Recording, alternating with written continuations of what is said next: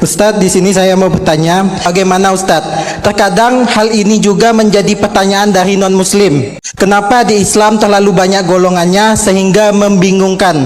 Terkadang saya sendiri juga menjadi bingung kenapa harus banyak golongan, dan terkadang malah menganggap buruk golongan lainnya.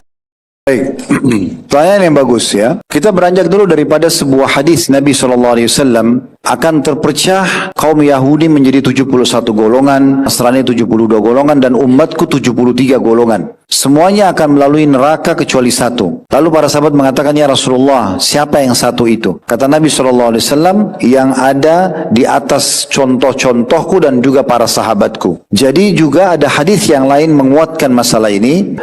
Aku tinggalkan kepada kalian dua pegangan utama.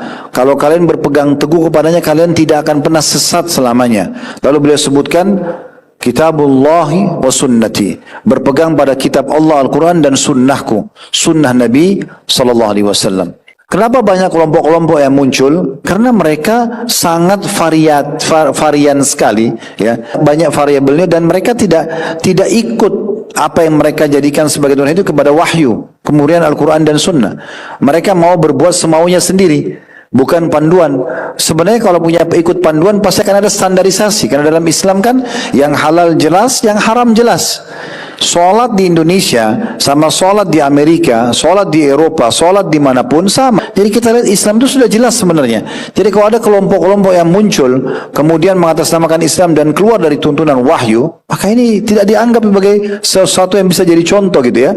Maka saran saya simpulkan, kalau ada di antara adik-adik di sini diajarkan oleh seseorang tentang ilmu agama, jangan pernah ragu untuk menanyakan mana dalilnya, mana tuntunannya dari Al-Quran dan Sunnah. Dan tidak cukup sampai di situ, ya, karena memang Nabi SAW mengatakan, maka ana alaihi wa ashabi, yang selamat, yang benar, yang tidak salah itu adalah orang yang mengikuti aku dan juga para sahabatku.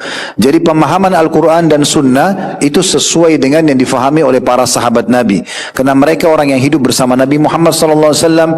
Mereka yang melihat wahyu turun, ada beberapa ayat Al-Quran turun pada mereka di kasus-kasus mereka pribadi, dalam rumah tangga, dalam peperangan misalnya, dalam fatwa yang mereka tanyakan.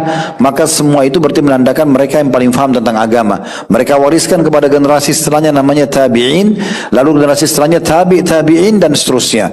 Maka ini menandakan memang orang yang berpegang pada wahyu Al-Quran dan Sunnah sesuai dengan pemahaman para sahabat, maka insya Allah akan benar jalannya. Seperti itu gambarannya ya. Jadi nggak usah bingung.